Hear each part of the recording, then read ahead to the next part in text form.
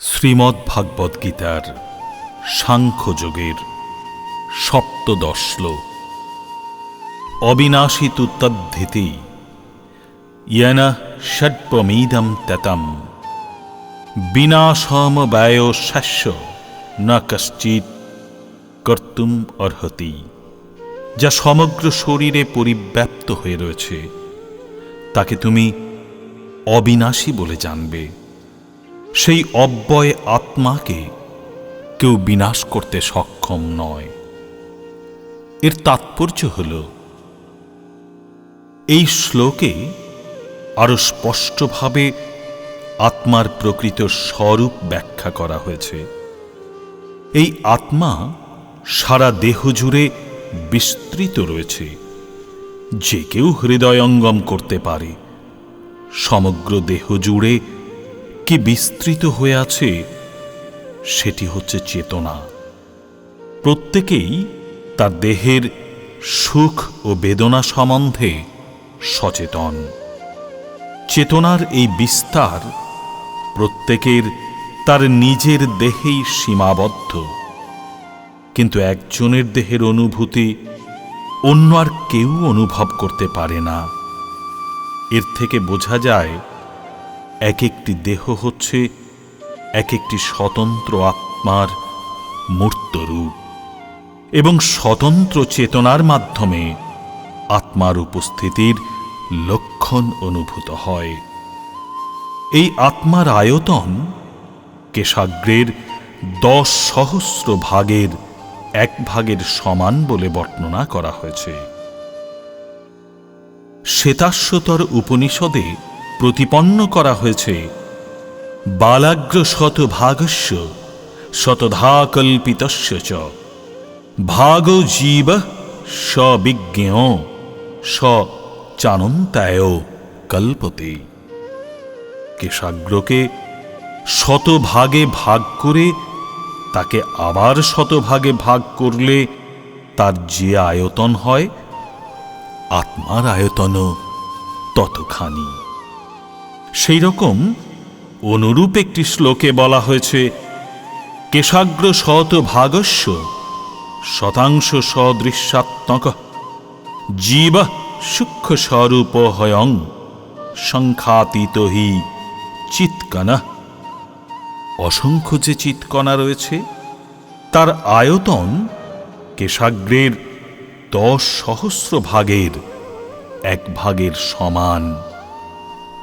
সুতরাং এর থেকে আমরা বুঝতে পারি, জীবাত্মা হচ্ছে এক একটি চিৎকণা, যার আয়তন পরমাণুর থেকেও অনেক ছোট। এবং এই জীবাত্মা বা চিৎকণা সংখ্যাতীত। এই অতি সূক্ষ্ম চিৎকণাগুলি জড়দেহের ও চেতনার মূল তত্ত্ব। কোনো ওষুধের প্রভাব যেমন দেহের সর্বত্র ছড়িয়ে পড়ে, এই চিৎ স্ফুলিঙ্গের প্রভাবও তেমনি সারা দেহ জুড়ে বিস্তৃত থাকে। আত্মার এই প্রবাহ চেতনারূপে সমগ্র দেহে অনুভূত হয়, এবং সেটিই হচ্ছে আত্মার উপস্থিতির প্রমাণ। সাধারণ মানুষও বুঝতে পারে, জড়দেহে যখন চেতনা থাকে না, তখন তা মৃতদেহে পরিণত হয়, এবং কোনো রকম জড় প্রচেষ্টার দ্বারাই আর সেই দেহে চেতনা ফিরিয়ে আনা যায় না। এর থেকে বোঝা যায়, চেতনার উদ্ভব জড় পদার্থের সংমিশ্রণের ফলে হয় না, তা হয় আত্মার থেকে। চেতনা হচ্ছে আত্মার স্বাভাবিক প্রকাশ। আত্মার পারমাণবিক পরিমাপ সম্বন্ধে মুন্ডক উপনিষদে বলা হয়েছে, এসহনুরত্মা চেতসা বেদিতব্য यस्मिन् प्राणः पंचधा संविशेष प्राणश्चित्तं षड्वमतं प्रजनां यस्मिन् विशुद्धे विभवत्येष आत्मा। आत्मा परमाणु सदृश এবং শুদ্ধ বুদ্ধিমত্তার দ্বারা তাকে অনুভব করা যায়। পরমাণু সদৃশ এই আত্মা পঞ্চবিধ বায়ুতে ভাসমান থেকে হৃদয়ে অবস্থান করে এবং জীবাত্মার সমগ্র দেহে তার প্রভাব বিস্তার করে। আত্মা যখন এই পঞ্চবিধ জড়বায়ুর কলুষিত প্রভাব থেকে পবিত্র হয়, তখন তার অপ্রাকৃত গুণাবলীর প্রকাশ হয়। হঠযোগের প্রকৃত উদ্দেশ্য হচ্ছে বিভিন্ন আসন প্রণালী অভ্যাস করার মাধ্যমে জড় পরিবেশের বন্ধন থেকে ক্ষুদ্রাতি ক্ষুদ্র আত্মাকে মুক্ত করার জন্য আত্মার চারদিকে পরিবেষ্টিত পঞ্চবিধ বায়ুকে নিয়ন্ত্রণ করা। কিন্তু দুর্ভাগ্যবশত দেহতত্ত্বের এই অতি উন্নত বিজ্ঞানকে তথাকথিত হঠযোগীরা এক অতি বিকৃত রূপ দান করে জাগতিক সুখভোগ ও ইন্দ্রিয় তৃপ্তির বাসনায় প্রয়োগ করেছে।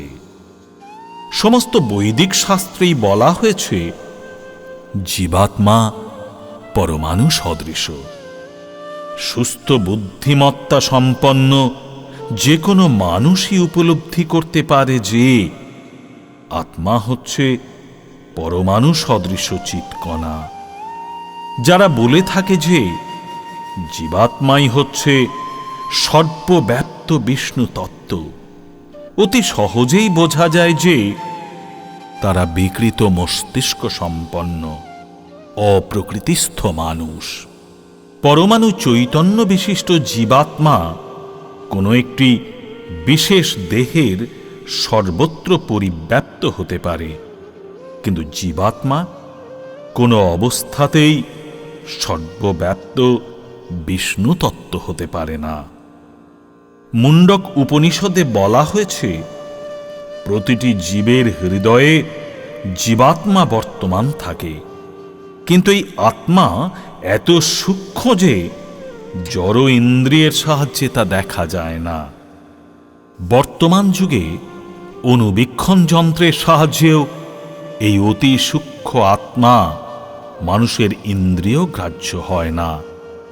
তাই আধুনিক যুগের তথাকথিত বৈজ্ঞানিকেরা হঠকারিতা করে আত্মার অস্তিত্বকে অস্বীকার করে, কিন্তু একটু সুস্থ মস্তিষ্কে চিন্তা করলেই আত্মার অস্তিত্ব সম্বন্ধে সমস্ত সন্দেহের নিরসন হয়। কারণ জীবের হৃদয়ে আত্মার সঙ্গে একসাথে অধিষ্ঠিত থেকে পরমাত্মাই জীবকে পরিচালিত করেন। তাই আপাত দৃষ্টিতে দেখা যায় জীবদেহের সমস্ত কার্যকলাপ হৃদয়ের দ্বারা পরিচালিত হয়। যে সমস্ত রক্তকণিকা ফুসফুস থেকে অক্সিজেন বহন করে, তারা তাদের শক্তি আহরণ করে আত্মা থেকে। আত্মা যখন জড়দেহ ত্যাগ করে চলে যায়, তখন রক্ত সঞ্চালন, শ্বাস প্রশ্বাস আদি দেহের সমস্ত ক্রিয়াগুলি বন্ধ হয়ে যায়।